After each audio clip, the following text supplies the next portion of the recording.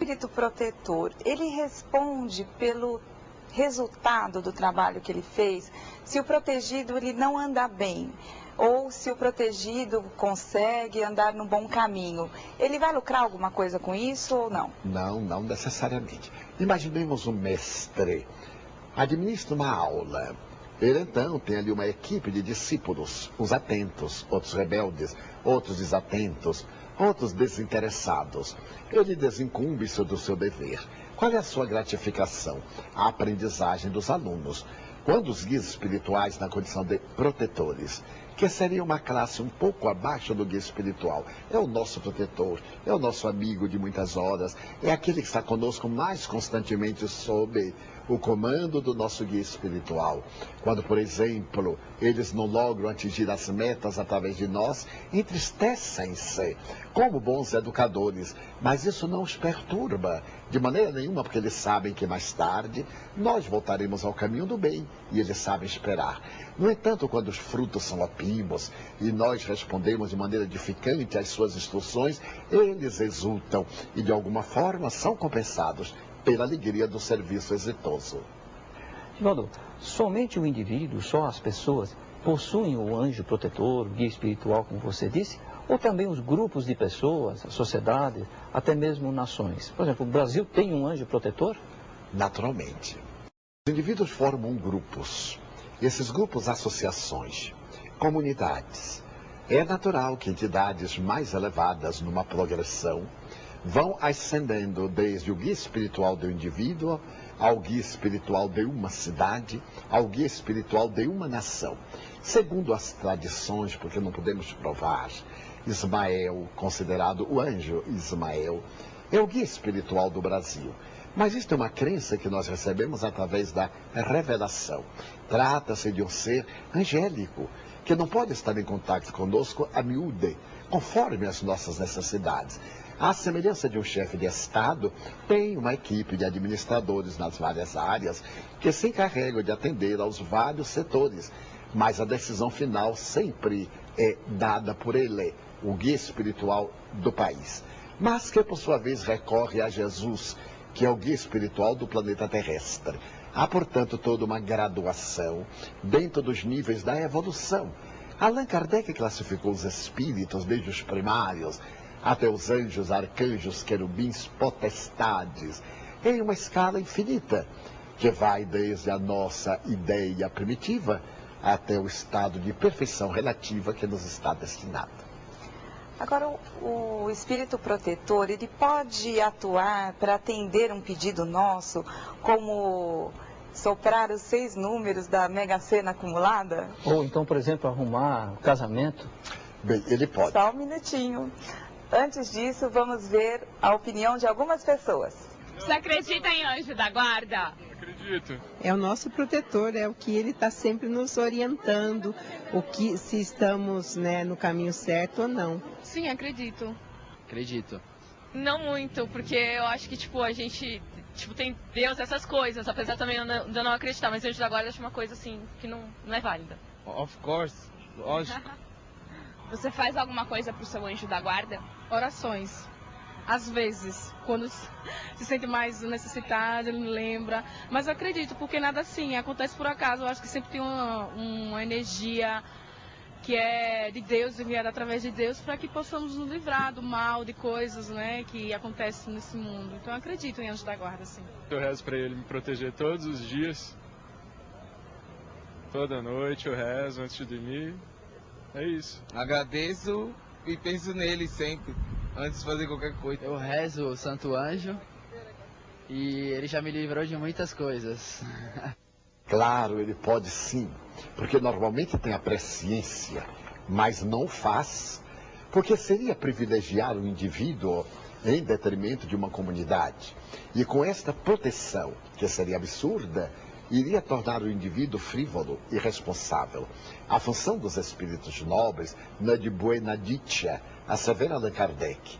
Nem vai procurar empregos, nem vai dizer números de sorte, nem vai proporcionar casamentos. Muitas vezes pessoas vêm até mim e pedem para que eu interfira junto aos benfeitores espirituais, a fim de que se casem.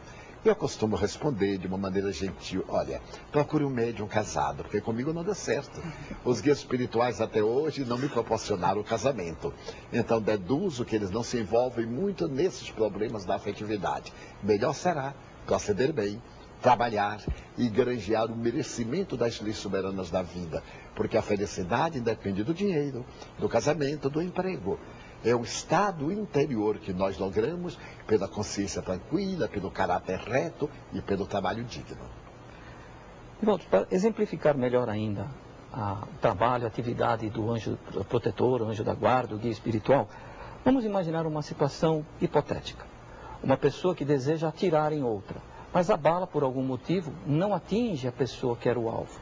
Pode, nesse caso, o anjo da guarda, o guia espiritual, ter desviado essa bala? Ah, mas tem outro caso que eu queria perguntar também. E a criança que caiu da janela e ficou pendurada pela fralda, pode ser ação do espírito protetor? O acidente aconteceu no final da tarde de ontem, quando Eric Nunes da Silva, de 2 anos, subiu no sofá da sala e tentou abrir uma janela que estava com problemas. Ele se desequilibrou e caiu do 3º andar. Por sorte, ele bateu no telhado, que amorteceu o impacto. A tia que cuidava do garoto e de mais 2 crianças ainda não sabe como isso pôde acontecer. Quando eu vim ver, já vi com os pessoal gritando daí de baixo. Aí eu corri, chamei meu irmão e corri para socorrer ele. Os vizinhos não esquecem o acidente. Eu sei que foi um estrondo muito grande. E todo mundo correu, todo mundo se abalou. O bebê passou por 2 hospitais e, segundo a família, ele não sofreu nenhuma fratura. Eric é a 2ª criança que cai do prédio nesse mesmo conjunto habitacional. A primeira foi no ano passado. Há pouco mais de uma semana, um bebê caiu do 3º andar na zona sul do Recife. Cauã Massaneiro, de 1 ano, também subiu no sofá e, quando caiu, ficou preso à fralda descartável. Ele sofreu pequenas fraturas e viveu. No momento da queda, a fralda ficou presa aos grampos do muro, amortecendo o impacto. Os 3 irmãos vizinhos da família estão traumatizados com o acidente. Silvio, que estudava quando tudo aconteceu, não esquece o desespero da mãe. Eu só vi os gritos da mulher chamando o bebê dela, meu bebezinho. O irmão dele, que foi ver o bebê, disse que Cauã sempre ficava no sofá que está junto à janela. Ele ficava em cima do sofá, com a janela fechada, mandando tchau pra gente, quando a gente estava aqui conversando. A gente via, achava lindo. Agora que ele caiu, ainda bem que ele estava bem. Quando o bebê caiu da janela, um policial estava no prédio e ajudou no socorro. Como a ambulância estava demorando muito, a mãe do garoto resolveu chamar um táxi e a viatura abriu caminho para que ele chegasse mais rápido ao hospital. Cauã está internado nesse hospital no centro do Recife. Ele teve a perna fraturada, mas está fora de perigo. Segundo a organização Criança Segura, por ano, cerca de 80 mil pequeninos são vítimas de queda no Brasil. Cada caso é um caso. Allan Kardec diz, por exemplo, se vamos passando por uma construção e cai um tijolo em nossa cabeça, não foi atirado por um espírito, mas o espírito bom pode inspirar-nos a evitar passar por ali ou contornar aquela situação, o que impediria o acidente. No caso de uma bala, como Allan Kardec abordou a questão das chamadas balas mágicas, que eram conhecidas na época, um bom espírito não irá desviar a bala, mas poderá interferir no sistema nervoso do agressor para que ele perca a pontaria. É uma interferência, a depender da lei do mérito daquele que seria a vítima. Se ele não estiver em curso na lei de causa e efeito, não lhe acontecerá um dano dessa natureza, qual seja de um homicídio. No caso da criança que se referiu à imprensa, que ao cair do edifício foi amparada por uma lança que lhe prendeu a fralda e evitou o grande choque, nós podemos acreditar na possibilidade também de uma interferência de um espírito nobre, o seu guia espiritual, para poupá-la daquela tragédia, já que necessitaria de realizar a sua atual existência, porque ele será útil como sendo uma reencarnação proveitosa.